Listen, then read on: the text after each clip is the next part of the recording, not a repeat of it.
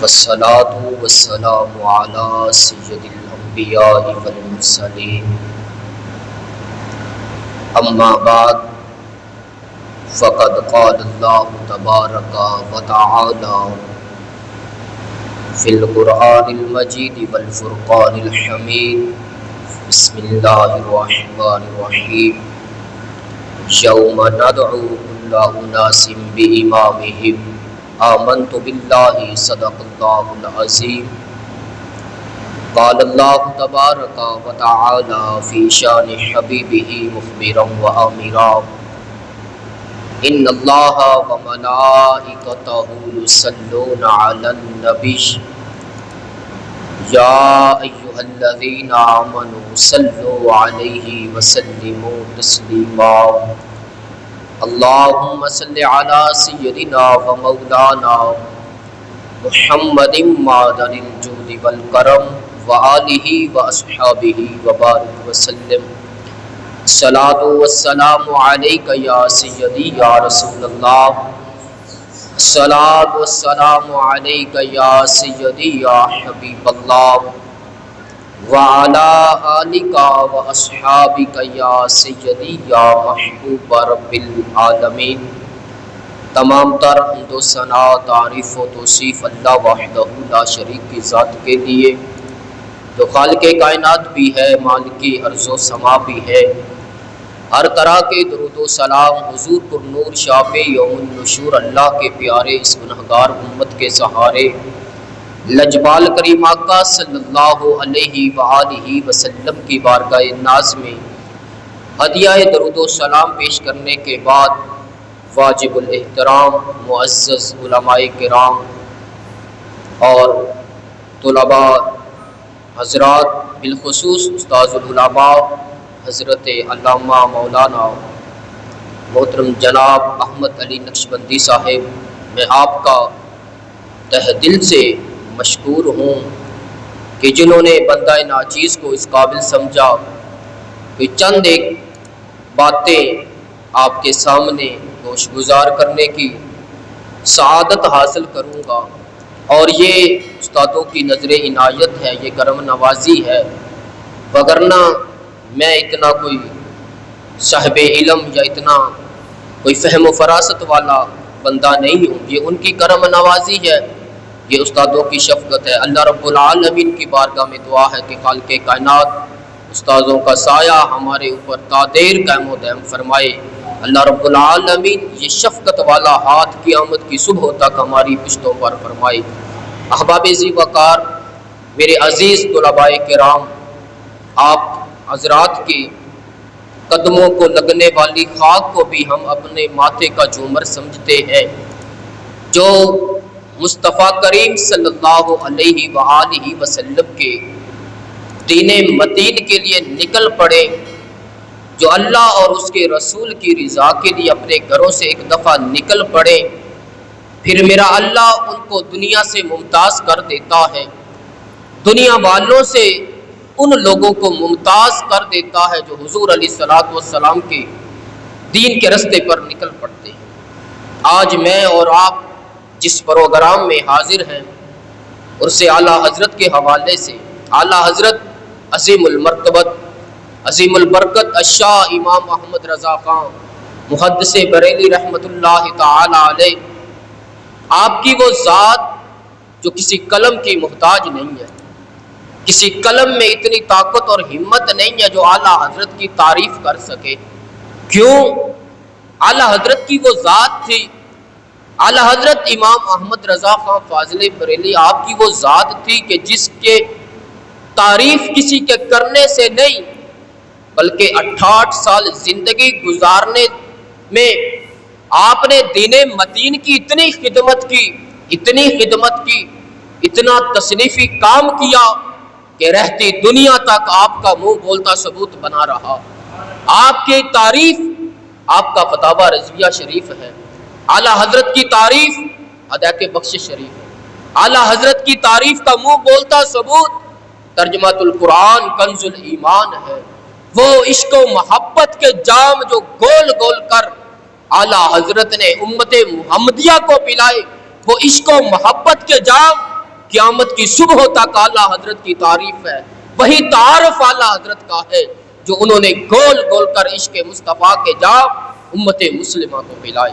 10 شوال المکرم کو جب میرے اور آپ کے سیدی اعلیٰ حضرت امام محمد رضا خان فاضلِ بریلوی آپ اس کائنات عالم میں جلوہ گر ہوئے، یاد رکھیے اعلیٰ حضرت جب اس کائنات میں آئے حالات بالکل نارمل نہیں تھے، بلکہ بریلی کے ایک علمی گھرانے میں یہ آنے والا بچہ کن حالات میں آئے جب لوگوں کے دل عشق مصطفیٰ سے محروم ہو چکے تھے، جب سیاست اور انگریز اپنے پنجے گاڑ چکے تھے مسلمانوں پر، مسلمانوں کو اپنے زیر حراست میں لانا چاہتے تھے، جب معاشی حالات ناگزیر تھے، ہر طرف بدحالی تھی، جب اعلیٰ حضرت کی ولادت باسعادت ہوئی، کوئی حالات بہت کٹھن اور مشکل ہیں، جس طرف دیکھتے ہیں لوگ دین اسلام سے دور ہوتے نظر آ رہے ہیں، مسلمانوں کے اندر محرومی کے علاوہ کوئی اور چیز نظر نہیں آ رہی، انگریزوں کی غلامی کو، انگریزوں کو اپنا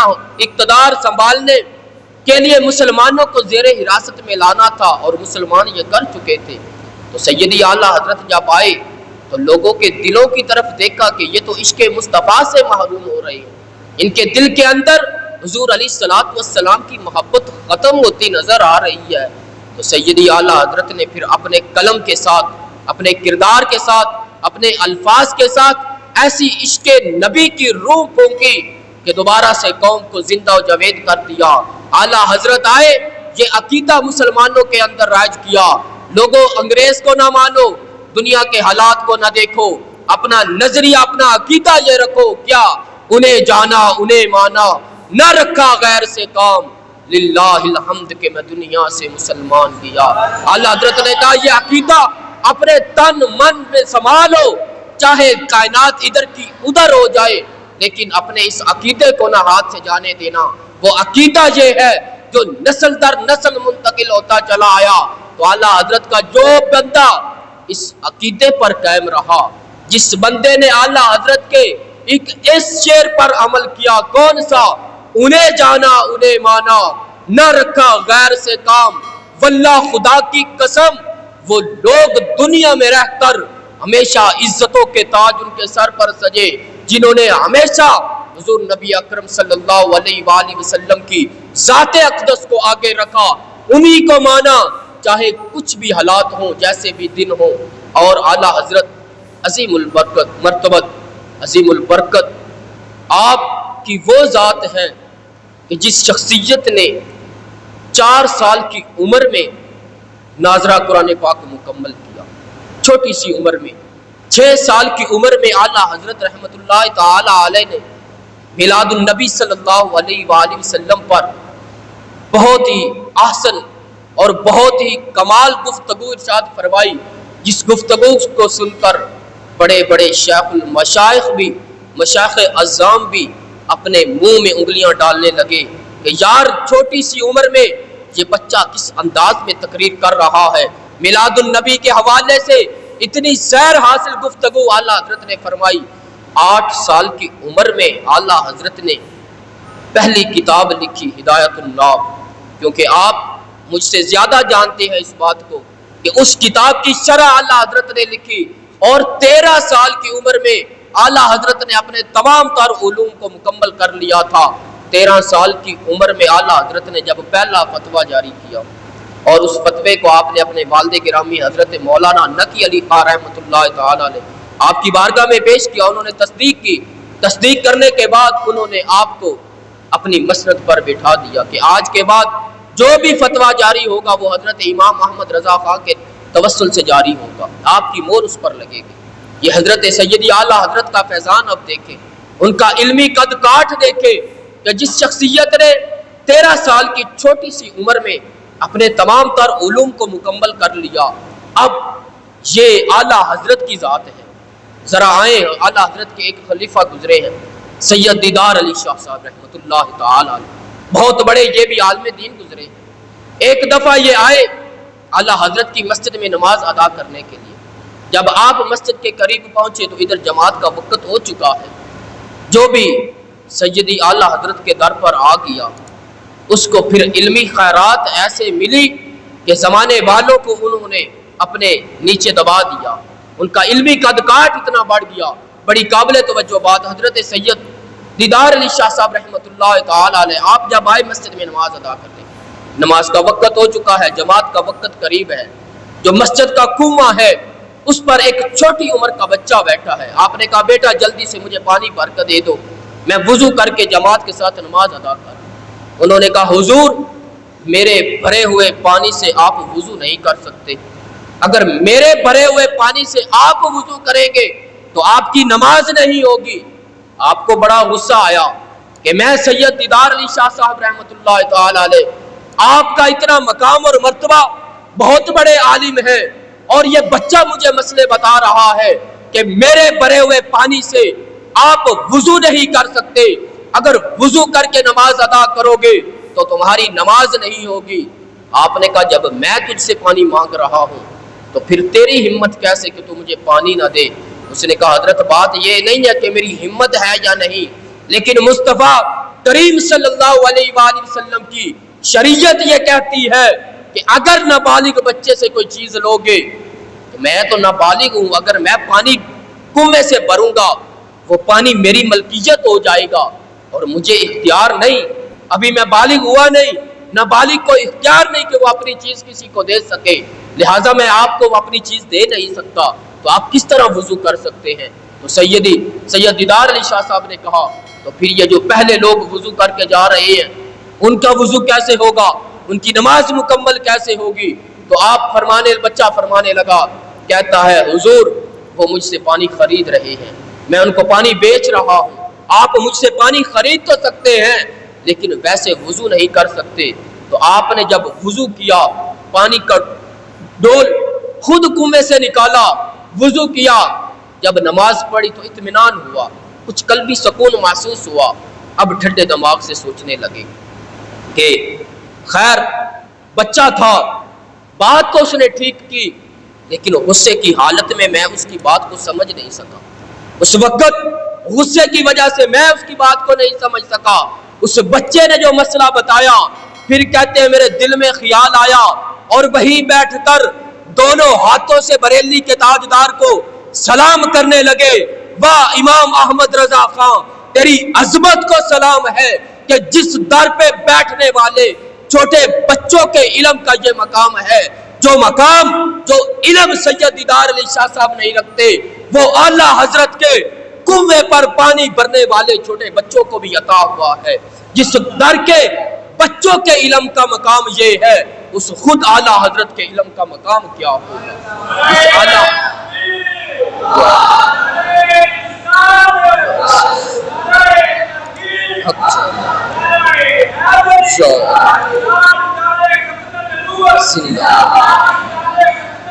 اس اعلیٰ تو جس در کے پانی بھرنے والے بچوں کے علم کا یہ عالم ہے، اس اعلیٰ حضرت کا خود علم کا مقام اور مرتبہ کیا ہوگا؟ جس شخصیت نے میرے اور آپ کے مصطفیٰ کریم صلی اللہ علیہ وآلہ وسلم کی شان اور عظمت میں آپ کے قصیدے لکھتے لکھتے جس ہستی نے 1000 کے قریب کتابیں لکھی، وہ کس انداز میں لکھی، کس انداز میں 68 سال کی عمر میں اعلیٰ حضرت نے 1000 سے کم و بیش کتابیں لکھی، کس انداز میں لکھی؟ آئیے سنیے حضرت مولانا مفتی شریف الحق امجدی صاحب آپ فرماتے ہیں کہ اعلیٰ حضرت نے 40 سے 45 دن تک 24 گھنٹوں میں 1 گھونٹ پانی پی کر اپنے تصنیفی سلسلے کو جاری رکھا ہے۔ اب یاد رکھیے، غور کریں ذرا کہ جس اعلیٰ حضرت نے 40 سے 45 دن اپنا کھانا وقف کر دیا، چھوڑ دیا، اپنے باقی تمام تر معاملات کو چھوڑ دیا، صرف 1 گھونٹ پانی پیتے ہیں، تصنیفی کام جاری ہے، پھر اس انداز میں اعلیٰ حضرت نے جو فتاوی رضویہ شریف لکھا کتنے صفحات پر مشتمل ہے؟ 22,000 صفحات پر مشتمل وہ اعلیٰ حضرت کا فتاوی رضویہ شریف جو آپ کا منہ بولتا ثبوت ہے، اس میں آپ نے 6,847 سوالات کے جوابات ارشاد فرمائے ہیں، اور 1000 کے قریب رسائل ایسے جو زیر بحث لائے گئے ہیں۔ یہ اعلیٰ حضرت کے فتاویٰ کون سے ہیں جو ابتدائی 10 سال کے فتاویٰ اس میں جمع نہیں ہیں؟ جتنے یہ فتاویٰ اس میں جمع کیے گئے، اس سے زیادہ وہ فتاویٰ ہیں 10 سال میں جو آپ نے دیے، جو جمع نہیں ہو سکے۔ یہ وہ علمی مقام تھا اعلیٰ حضرت کا، یہ اس انداز سے انہوں نے دین متین کی خدمت کی کہ اپنے معاملات کو ترک کر کے حضور نبی اکرم صلی اللہ علیہ وآلہ وسلم کے دین متین کی خدمت کرتے رہے۔ اعلیٰ حضرت کی وہ ذات ہے۔ حضور جب بھی ہم اعلیٰ حضرت نے ہمیں عشق دیا کیسا ہے، یہ اعلیٰ حضرت، ہم تو رب کی بارگاہ میں دعا کرتے ہیں، اے اللہ ہماری آنے والی نسلوں کو بھی اعلیٰ حضرت کے در کا فقیر بنانا، اعلیٰ حضرت کے ماننے والوں میں بنانا۔ کیوں؟ جو اس در سے پھرے ہیں، جو فکر رضا سے پھرے ہیں، وہ ہمیشہ کے لیے ہم نے ذلیل ہوتے دیکھے ہیں۔ کل تک لوگ جن کے ہاتھ چوما کرتے تھے، کل تک جو فکر رضا کا سہارا لیا کرتے تھے، کل تک جو اعلیٰ حضرت کرتے تھے، جب اعلیٰ حضرت کی فکر سے ہٹے ہیں، پھر ہاتھ چومنا تو دور کی بات، لوگوں نے ان کا نام تک لینا گوارا نہ کیا۔ پہلے جب اعلیٰ حضرت نے وہ اشعار لکھے جو تیرے در سے یار پھرتے ہیں، در بدر یوں ہی خار پھرتے ہیں۔ جب بھی ہم دیکھتے ہیں ان جو دین کی تبلیغ کرتے پھر رہے ہیں، بوریا بستر اٹھا کر، اپنے کندھوں پر اتنا وزن اٹھا کر، ان کو اگر ہم دیکھیں تو بے ساختہ زبان سے یہ شعر نکلتا ہے، جو تیرے در سے یار پھرتے ہیں، در بدر یوں ہی خار پھرتے ہیں۔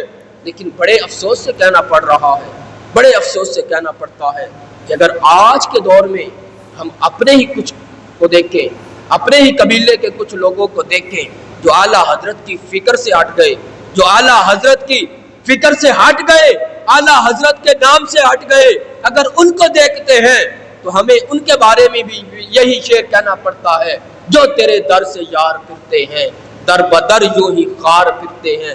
ہماری امان، ہماری عزتیں اسی میں ہے، جو سبق، جو علم، جو درس، جو عشق محبت کے جام اعلیٰ حضرت نے پلائے ہیں، انہی پر اگر ہم قائم و بند رہیں گے، انہی پر اگر ہم قائم رہیں گے تو عزت میں اسی میں ہے، کامیابی بھی اسی میں ہے، فلاح بھی ہماری اسی میں ہے۔ جو اعلیٰ حضرت سے پھرے گا، اعلیٰ حضرت نے اپنی ذات کی تو بات ہی نہیں کی نا کہ ہم اعلیٰ حضرت کی ذات کو مانیں، انہوں نے تو جب بھی بات کی ہے وہ حضور علیہ السلام کی ہے۔ لوگوں میری نہیں، اعلیٰ حضرت کون ہے؟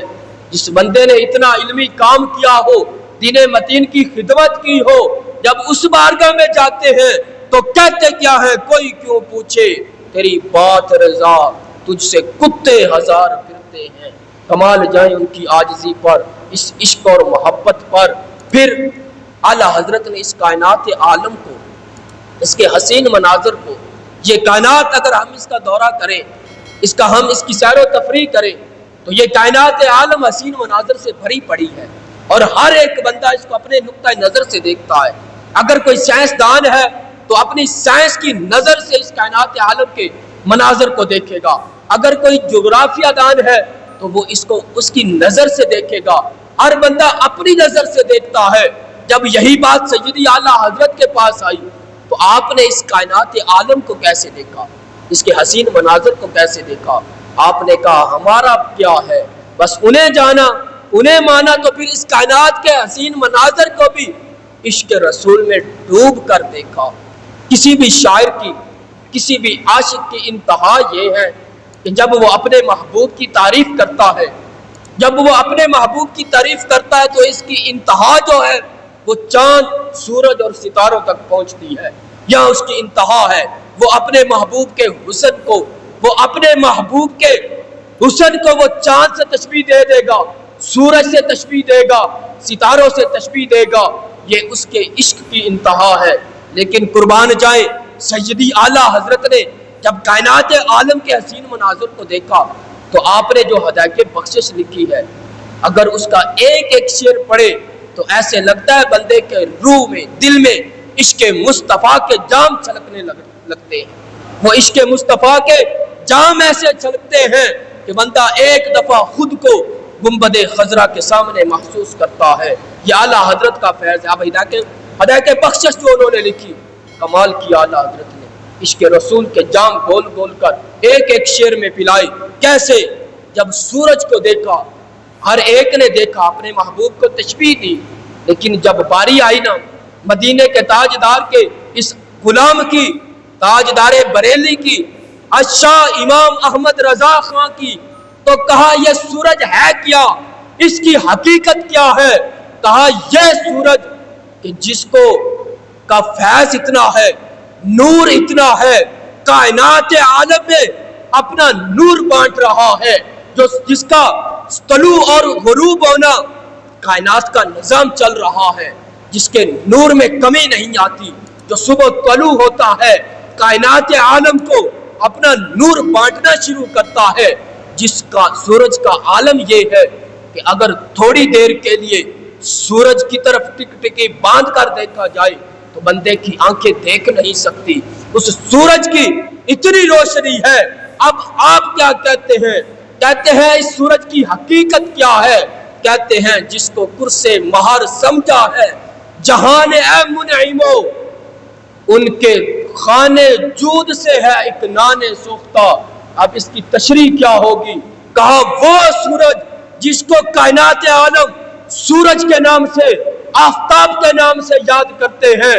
کہا یاد رکھو زمانے والوں، یہ سورج اور نہیں بلکہ مدینے کے تاجدار کے دسترخوان سے جلی ہوئی روٹی کا ایک ٹکڑا ہے. اس کی روشنی کا عالم یہ ہے کہ پوری کائنات عالم کو جگمگا رہی ہے. یہ سورج کی روشنی جو ہے یہ مدینے کے تاجدار کے دسترخوان کی جلی ہوئی روٹی کا ایک ٹکڑا ہے. تو اب اگر ہم ذرا غور کریں سیدی اعلیٰ حضرت کے عشق اور محبت کی طرف تو سمجھ آتی ہے کہ جس مدینے کے تاجدار کے دسترخوان کی جلی ہوئی روٹی کے ٹکڑے کا یہ عالم ہے، تو اس دسترخوان پر پڑی ہوئی سالم اور صحیح روٹی کا عالم کیا ہوگا؟ تو جس روٹی کا یہ عالم ہے اس محبوب کے چہرے کا عالم کیا ہوگا؟ ان کی طرف کون نگاہ بھر کے دیکھ سکتا ہے؟ تو اسی لیے کسی شاعر نے کہا تھا قدموں میں جبھی رہنے دو، چہرے کا تصور مشکل ہے، جب چاند سے بڑھ کر ہے ایڑی تو رخسار کا عالم کیا ہوگا؟ جب چاند سے بڑھ کر ہے ایڑی تو رخسار کا عالم کیا ہوگا؟ اعلیٰ حضرت نے یہ ہمیں عشق دیا ہے، یہ ہمیں محبت دی ہے حضور کی ہر ایک ذات کو. اور دوسرے شعر میں ایک اور مقام پر حضور نبی اکرم صلی اللہ علیہ وآلہ وسلم کے اس غلام نے عشق و محبت کا حق ادا کر دیا. ایک دفعہ نواب صاحب نان پارا کے لوگ اپنے قصائد لکھنے لگے، ان کی شان میں، ان کی عظمت میں، ان کی تعریف میں. لوگ آ گئے حضور آپ بھی تو کچھ لکھیے، آپ بھی ان کی تعریف میں کچھ کلمات ارشاد فرمائے. تو آپ نے کہا اس کی تعریف میں تو نہیں لکھ سکتا، البتہ اس کے جواب میں ایک نعت ضرور لکھی. وہ نعت کیا، وہ کمال حسن حضور ہے کہ گمان نقص جہاں نہیں، یہی پھول خار سے دور ہے، یہی شمع ہے کہ جس کا دعا نہیں. تو اب اس کی تعریف کے بجائے لکھتے ہیں کروں مدح اہل دول رضا، پڑے اس بلا میں میری بلا، میں گدا ہوں اپنے کریم کا، میرا دین پارائے نا نہیں. آج ہمارا حالات، آج اہل سنت و جماعت پر یہ بہت کٹھن مرلہ ہے، یہ بہت کٹھن وقت ہے. ہر طرف سے سازشیں ہمارے مسلک کے خلاف کی جا رہی ہے. ہمارے اس مسلک کے خلاف سازشیں کیا ہے کہ وہ دنیا داری کے پیچھے پڑنے والے آج ہم ان کو اپنا پیشوا رہنما بنا رہے ہیں. وہ لوگ جن کا اہل سنت سے کیا تعلق، جن کا علم سے کوئی تعلق نہیں، آج وہ ہمارے پیشوا، ہمارے رہنما بن رہے ہیں. تو یاد رکھو وہ ہمارے پیشوا، ہمارے رہنما نہیں، بلکہ ہمارے پیشوا، ہمارے رہنما وہی ہو سکتے ہیں جو اعلیٰ حضرت والے ہیں، جو اعلیٰ حضرت کو ماننے والے ہیں. آپ ان کے ساتھ اپنا تعلق، اپنا رشتہ بنائیے جن کا تعلق اعلیٰ حضرت سے مضبوط ہے، جو اعلیٰ حضرت کو ماننے والے ہیں ان کے ساتھ ہم اپنا رشتہ اور تعلق بنائیے. آج وہ اس شعر کے خلاف جا رہے ہیں کہ اعلیٰ حضرت تو کہہ رہے ہیں کروں مدح اہل دول رضا، پڑے اس بلا میں میری بلا، میں گدا ہوں اپنے کریم کا، میرا دین پارا الا نہیں. تو بڑی معذرت کے ساتھ میں کہنا چاہوں گا آج ان نعت خوانوں کا کیا ہوا. اللہ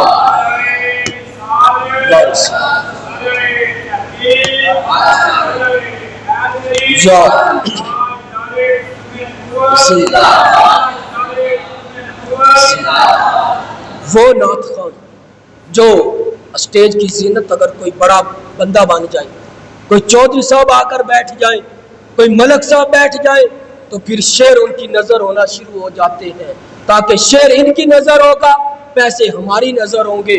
کبھی آؤ اعلیٰ حضرت کے فقیروں کو دیکھو، قیامت کی صبح تک یہ کائنات عالم نے بلکہ انگریز حکومت تک سب نے زور لگا دیا کہ باب رضوی کو خریدا جا سکے.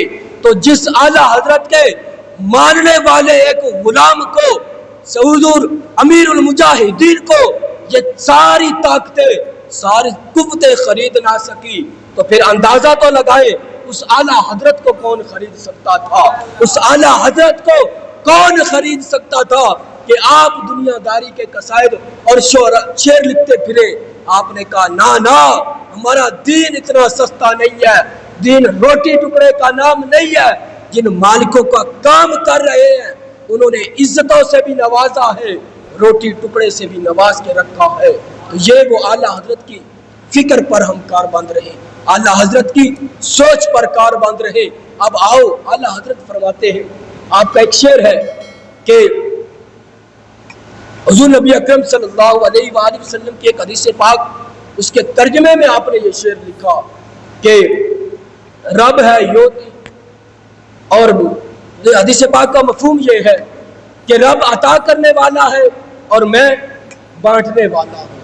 اور اعلیٰ حضرت فرماتے ہیں کہ جس کو بھی کائنات عالم میں جو کچھ ملا، چاہے وہ امیر کو دولت ملی اور جگیردار کو جگیرداری ملی، جس کو جو بھی ملا، اور تو اور جس کو نبوت ملی میرے مصطفیٰ کریم کے صدقے، جس کو رسالت ملی میرے مصطفیٰ کریم کے صدقے، ہر ایک چیز کا نقطہ نظر جو ہے، مرکز جو ہے، وہ مصطفیٰ کریم صلی اللہ علیہ وآلہ وسلم کی ذات ہے.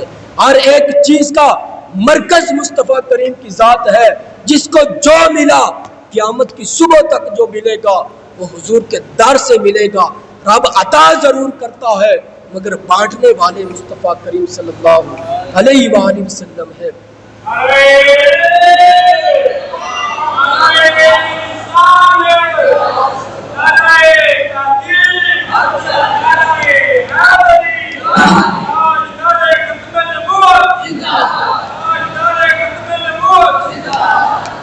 آؤ اپنی گفتگو کو اختتام کی طرف لاتے ہیں. تو اعلیٰ حضرت نے جو عشق محبت کے جام ہدایت بخشش میں لٹائے ہیں، اگر ہم اس کو صحیح معنوں میں پڑھ لیں، ہدایت بخشش ایک نعتیہ کلام ہے، تو ذرا اس کے علم کا اندازہ تو لگائیں کہ جس اس نعتیہ کلام کی تشریح کرتے کرتے محدث بہاول پوری مولانا فیض احمد اویسی رحمۃ اللہ تعالی علیہ نے آپ نے ایک نہیں دو نہیں بلکہ 16 جلدیں لکھی، اور ہر جلد تقریباً 300-350 صفحات پر مشتمل ہے. صرف نعتیہ کلام کی تشریح کرتے کرتے اتنی لمبی انہوں نے شرح لکھی، شرح ہدایت بخشش کی. تو اعلیٰ حضرت کے عشق پر قربان جائیں.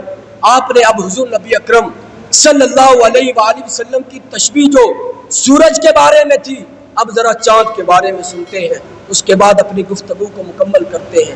آپ کہتے ہیں کہ برقِ انگشت نبی چمکی تھی اس پر ایک بار، آج تک ہے سینہ میں نشان سوختہ. کہتے ہیں حضور علیہ السلام کی بنگوڑے میں ایک دفعہ انگلی ایسے چاند کی طرف گئی تھی تو اس کی ہیبت اور جلال کا نشان آج تک چاند کے سینے میں موجود ہے. پھر اعلیٰ حضرت کے مرتبے پر عظمت پر قربان نہ جائے، آپ اب چاند کو مشورہ دے رہے ہیں، اے چاند تیرے اندر یہ دبے ہیں. جب کوئی شاعر اپنے محبوب کو تشبیہ دیتا ہے تو وہ کہتا ہے چاند کے ساتھ، لیکن دبوں کو نظر انداز کر جاتا ہے.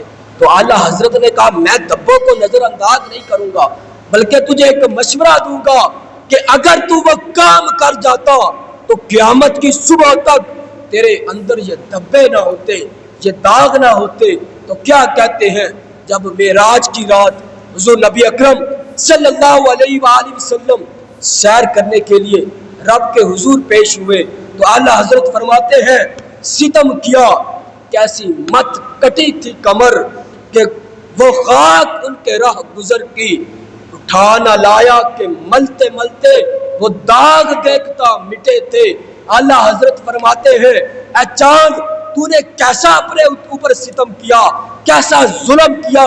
اگر جب معراج کی رات مدینہ کے تاجدار آسمانوں پر سیر کے لیے تشریف لائے تھے تو ان کے راہ گزر کی تو خاک اٹھا کر اپنے اوپر ملتا تو دیکھتے دیکھتے یہ تیرے داغ اور دبے ختم ہو جانے تھے، یہ نظر نہیں آنے تھے۔ کبھی مدینے کے تاجدار کے قدموں کی خاک اپنے اوپر مل کے تو دیکھتا۔ یہ مشورہ اعلیٰ حضرت دے رہے ہیں کس کو؟ چاند کو۔ تو اعلیٰ حضرت کی یہ عشق و محبت کی جام اگر آج اپنی نسلوں میں منتقل کریں، اگر ہمیں ضرورت ہے کہ اعلیٰ حضرت کی فکر کو اپنی نسلوں میں منتقل کریں، اس کی بہت ضرورت ہے۔ اہل سنت و جماعت مسلک حنفی اور بریلوی وہی ہے جو اعلیٰ حضرت کی فکر پر کاربند ہے، جو اعلیٰ حضرت کو ماننے والے ہیں۔ اللہ رب العالمین کی بارگاہ میں دعا ہے کہ رب تعالیٰ میرے یہ ٹوٹے پھوٹے الفاظ اپنی بارگاہ میں قبول فرمائے، آمین بجاہ النبی الامین، وآخر دعوانا الحمدللہ رب العالمین۔